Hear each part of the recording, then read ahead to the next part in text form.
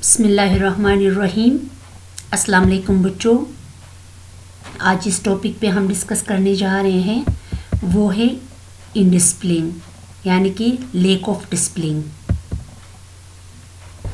پاکستان کے ایجوکیشنل جو پرابلمس ہیں ان میں سے ایک اہم ترین جو پرابلم ہے وہ ایجوکیشنل انسٹیٹیوشنز میں اسٹوڈنٹس کے ڈسپلن کا ہے، جس کی وجہ سے یعنی کہ اور بہت سی معاشرتی مسائل پیدا ہوئے ہیں۔ خصوصاً ایجوکیشنل انسٹیٹیوشن کا جو انوائرمنٹ ہے وہ اور تعلیم کا جو سٹینڈرڈ ہے، ایجوکیشن کا سٹینڈرڈ اور معاشرتی رویے بری طرح متاثر ہوئے ہیں۔ عام تاثر یہ ہے کہ ہمارے ایجوکیشنل انسٹیٹیوشنز میں خصوصاً گورنمنٹ یا جو سیمی گورنمنٹ جو ادارے ہیں وہاں پہ اسٹوڈنٹس اور ٹیچرز دونوں ایجوکیشن یا ٹیچنگ کے بارے میں یعنی کہ سنجیدہ نہیں ہیں۔ اسٹوڈنٹ کے باہمی اور ٹیچرز کے ساتھ جو تعلقات ہیں ان کی نوعیت میں بھی احترام یا برداشت جیسی اقدار آہستہ آہستہ کم ہو رہی ہے۔ اسٹوڈنٹس اور ٹیچرز مختلف گروپس میں بڑھتے جا رہے ہیں۔ ڈگریاں ہونے کے باوجود یعنی کہ ان میں جو کارکردگی ہے وہ اس کارکردگی میں یعنی کہ ٹیچرز اور اسٹوڈنٹس کا آپس میں یعنی کہ اختلافات بڑھ رہی ہیں۔ یہ صورتحال نظم و ضبط کے فقدان اور کمی کی نشاندہی کرتی ہے۔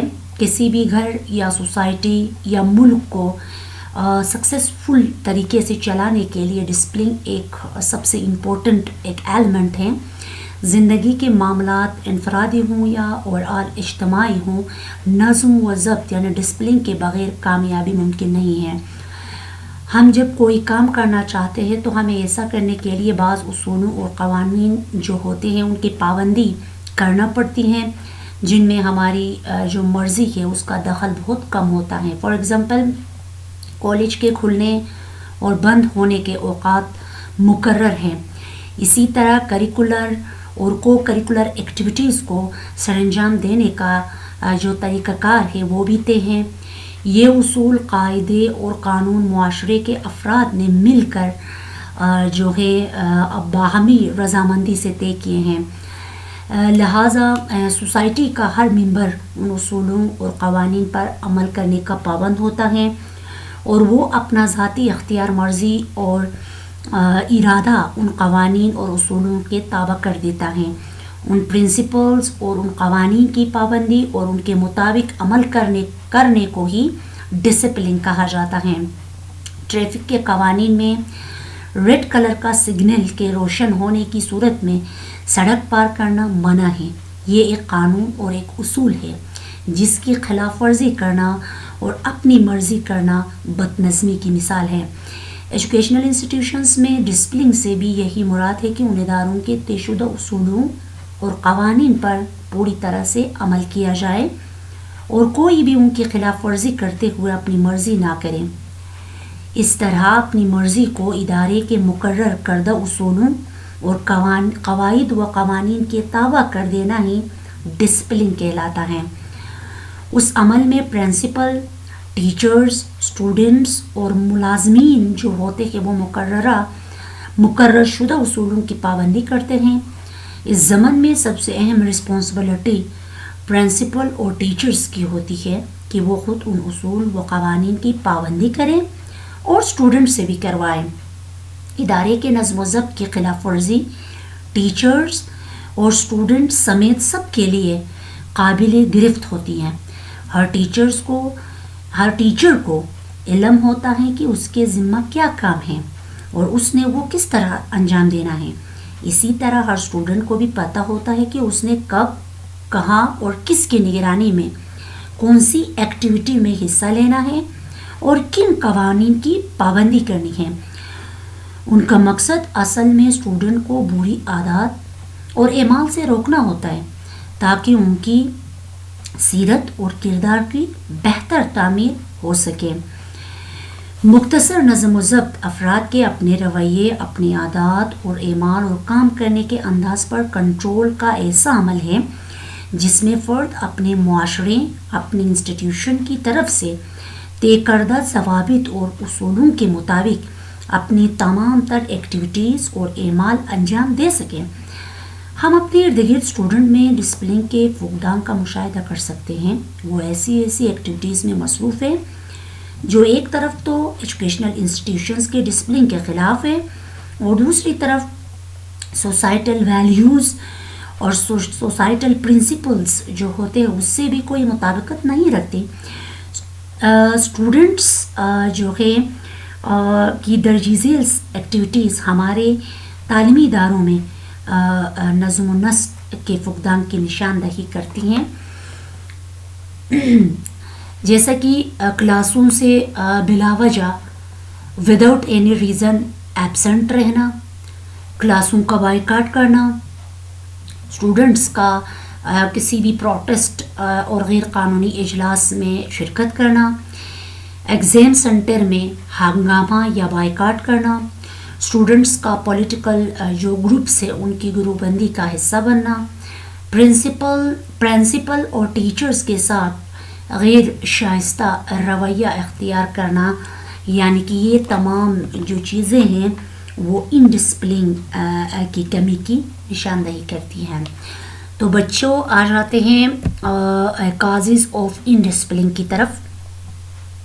ایجوکیشنل انسٹیٹیوشنز کے ساتھ ٹیچرز اور ملازمین میں عموماً اور اسٹوڈنٹس میں خصوصاً ڈسپلن کی خراب صورتحال انفرادی یا اجتماعی اسباب کے باعث ہو سکتی ہیں، جن میں سے کچھ پرومیننٹ جو ریزنز ہیں وہ درج ذیل ہیں۔ لیسٹ کنسرن آف پیرنٹس، والدین کی لاپرواہی۔ بچوں کی تعلیم و تربیت اور پرورش کی بنیادی ذمہ داری پیرنٹس کی ہوتی ہیں۔ تمام بچوں کو پیرنٹس کی بھرپور توجہ اور نگرانی کی اشد ضرورت ہوتی ہے۔ انفارچونیٹلی بہت سے پیرنٹس اپنی مصروفیات اور معاملات میں اس طرح الجھ گئے ہیں کہ وہ اپنی اولاد کے لیے وقت نہیں نکال سکتے۔ اس طرح وہ اپنے بچوں کی تعلیم و تربیت پر پوری توجہ نہیں دے سکتے۔ ان کی لاپرواہی کے باعث بچوں میں بھی انرسپانسبلٹی اور لاپرواہی کے رویے پروان چڑھتے ہیں۔ گھروں میں پیرنٹس کے آپس میں جھگڑے، ان کے قول و فعل میں تضاد بچوں میں ایسی ہی چند عادتوں کو فروغ دیتا ہے جو ان میں صحیح اور غلط، اچھے اور برے، جائز اور ناجائز کی تفریق ختم کر دیتی ہیں۔ بہت سے بچے ایسے ہی پس منظر سے منفی رویے اور غلط عادات لے کر ایجوکیشنل انسٹیٹیوشنز میں آتے ہیں، جن کے باعث اسکولوں میں ڈسپلن کے مسائل پیدا ہوتے ہیں۔ ٹیچرز رول، ٹیچرز کا کردار۔ ٹیچرز ہمارے ہی سوسائٹی کا ایک حصہ ہیں۔ سوسائٹی میں پائے جانے والی تمام خوبیاں اور خامیاں لیے ہوئے وہ نیو جنریشن کی تعلیم و تربیت کے ذمہ دار ہیں۔ وہ اپنے کمتر معاشی مقام، کم آمدنی اور محدود وسائل کے باعث سیاسی اور سماجی تفریق کا شکار ہے۔ مادیت پرستی سے بھرپور معاشرے کے اثرات دوسرے لوگوں کی طرح ان کی تدریسی ذمہ داریوں اور فرائض پر اثر انداز ہو رہے ہیں۔ ان میں سے بعض کلاس روم کے اندر ہی خود کو ٹیچر سمجھتے ہیں، باہر نہیں۔ اسٹوڈنٹس کی پرسنالٹی اور اخلاقی تربیت کو وہ اپنی ذمہ داری خیال نہیں کرتے۔ کام کے غیر حقیقی بوجھ، غیر ضروری سرکاری ذمہ داریوں اور مالی فوائد کے حصول نے ان کو ٹیچنگ کے اصل کام سے دور کر دیا ہے۔ ریلیجیس اور پولیٹیکل گروپس کی مداخلت کے باعث خود ٹیچر ڈسپلن کے مسائل کا شکار ہیں۔ ان کے باہمی جھگڑے، عدم برداشت اور تضاد اسٹوڈنٹس میں گروہ بندی اور ڈسپلن کے مسائل پیدا کرنے کا سبب بنتا ہے۔ رول آف پولیٹیکل پارٹیز، سیاسی جماعتیں اور سیاسی لیڈرز بھی ملک کی ترقی، سیاسی اور معاشرتی استحکام کے لیے کام کرتے ہیں، اور اسی طرح ایجوکیشنل انسٹیٹیوشنز کسی بھی ملک اور معاشرے کی نئی نسل کی تربیت و تعلیم و تربیت کے ذمہ دار ہوتے ہیں۔ جہاں ٹیچرز کا کام تعلیم دینا اور اسٹوڈنٹس کی رسپانسبلٹی تعلیم حاصل کرنا ہے، دونوں کے فرائض اور رسپانسبلٹیز ایک دوسرے سے بالکل الگ ہے۔ لیکن بدقسمتی سے پچھلے کئی سالوں سے ہمارے ملک کی تقریباً تمام پولیٹیکل پارٹیز نے ٹیچرز اور اسٹوڈنٹس میں اپنی ذیلی تنظیمیں قائم کر رکھی ہیں، جس کی وجہ سے اسکولوں میں پولیٹیکل پارٹیز یا گروپس پروان چڑھتی ہیں۔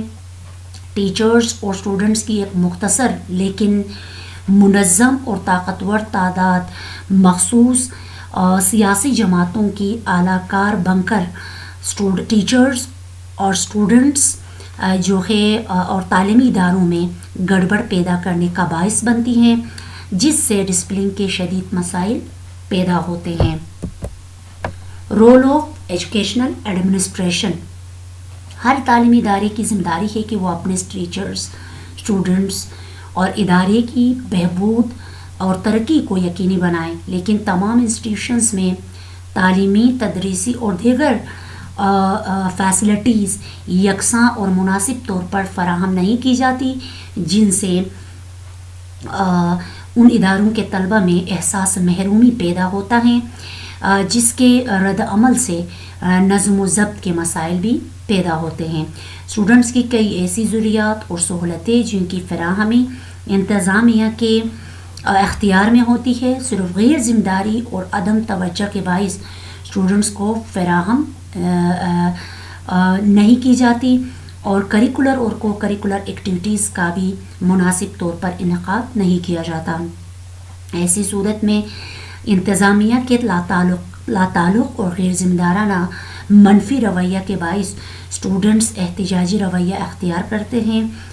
ایسی صورتحال میں مخصوص سیاسی گروہ اور افراد صورتحال کو مزید خراب کر دیتے ہیں، جس کی وجہ سے ڈسپلن کے شدید مسائل پیدا ہوتے ہیں۔ ایڈیشن پرابلمز، تعلیمی اداروں اور انتظامیہ کی طرف سے بعض اوقات اسٹوڈنٹس پر غیر ضروری تکلیف دہ اور ناروا پابندیاں بھی ان کو منفی رویے پر مجبور کر دیتی ہیں، جن میں مخصوص کتابوں کی خریداری، ٹیوشن کے لیے پابند کرنا، مخصوص دکان سے اسکول یونیفارم اور اسٹیشنریز کی خرید وغیرہ اور ان کو سزا دینا وغیرہ شامل ہیں۔ اس سے بھی ڈسپلن کے مسائل پیدا ہو سکتے ہیں۔ ملک کے سیاسی انتشار کے منفی معاشرتی رویوں، غلط تعلیمی فیصلوں اور غیر یقینی صورتحال کے باعث اسٹوڈنٹس کو معاشرے میں اپنا مستقبل جو ہے ڈارک نظر آنے لگتا ہے۔ بڑھتی ہوئی بے روزگاری اور امیر و غریب کے فرق کے باعث تعلیم ان کی نظر میں اپنی اہمیت کھو دیتی ہے اور وہ اضطراب اور بے چینی کا شکار ہو جاتے ہیں۔ ایسے حالات میں وہ معاشرے اور اس کے نظام کے خلاف بغاوت پر آمادہ ہو جاتے ہیں۔ تو بچوں، یہ جو وجوہات تھی وہ تعلیمی اداروں کے نظم و ضبط میں کمی کی وجوہات تھی۔ نیکسٹ ٹاپک جو ہمارے پاس ہے وہ ہے پاپولیشن ایکسپلوژن، یعنی آبادی میں اضافہ۔ دنیا میں آبادی میں اضافے کی رفتار میں مسلسل اضافہ ہو رہا ہے۔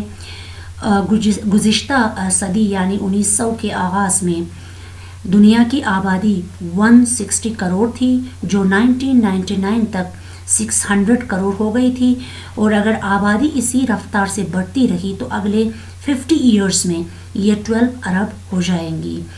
ماہرین آبادی کہتے ہیں کہ جہاں آبادی کو دوگنا ہونے کے لیے سنچریز درکار ہوتی تھی، اب چند دہائیاں لگتی ہیں، بلکہ پہلے جہاں آبادی میں 1 ارب کے اضافے کے لیے 1 صدی سے زیادہ عرصہ لگتا تھا، اب 12 ایئرز میں 1 ارب کا اضافہ ہو رہا ہے۔ ایکسپرٹس کے نزدیک آبادی میں اضافے کی یہ رفتار خاصی تشویشناک ہے، اسی لیے اب عالمی سطح پر آبادی میں اضافے کا مسئلہ بہت اہمیت اختیار کر چکا ہے۔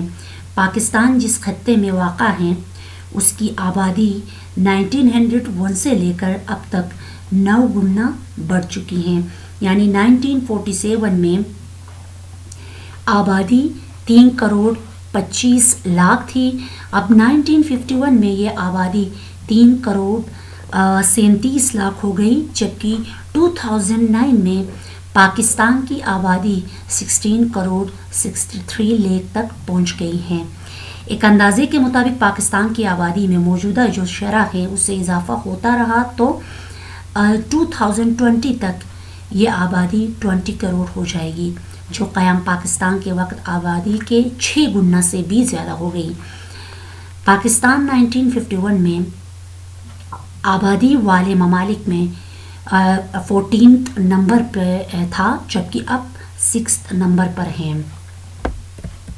Education and population growth.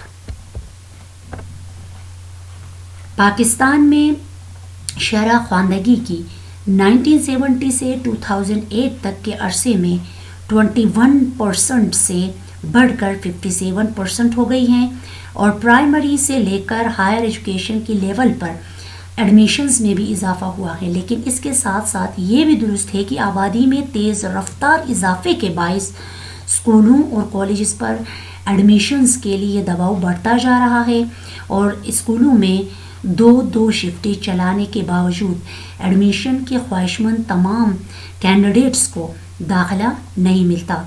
1998 کی مردم شماری کے مطابق پورے ملک کی 5 کروڑ 30 لاکھ آبادی ناخواندہ ہے۔